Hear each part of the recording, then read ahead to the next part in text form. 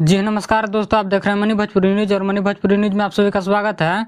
दोस्तों, आप सभी को बता दूं कि हिट मशीन खेसारी लाल यादव का एक न्यू सॉन्ग आने वाला है, जिस सॉन्ग का पोस्टर आप स्क्रीन पर देख सकते हैं, जो कि काफी कमाल का पोस्टर लग रहा है। और इस पोस्टर में खेसारी लाल यादव के साथ में यामिनी सिंह नजर आ रही हैं। दोस्तों, आप सभी को बता दूं कि खेसारी लाल यादव और यामिनी सिंह का जोड़ी फिर से एक बार बॉलीवुड भोजपुरी पर देखने के लिए मिलेगा। और इस सॉन्ग का नाम है उधार धनिया। और इस सॉन्ग को गाए हैं खेसारी लाल यादव के साथ में निशा सिंह।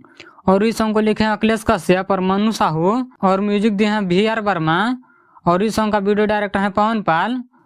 दोस्तों, आप सभी को बता दूं कि खेसारी लाल यादव और यामिनी सिंह की जोड़ी फिर से एक बार बॉलीवुड भोजपुरी पर धमाल मचाने आ रहा है। और इस सॉन्ग का रिलीज डेट कंफर्म नहीं किया गया है। जैसे ही कंफर्म किया जाएगा वैसे वीडियो बना के आप लोगों को बता देंगे।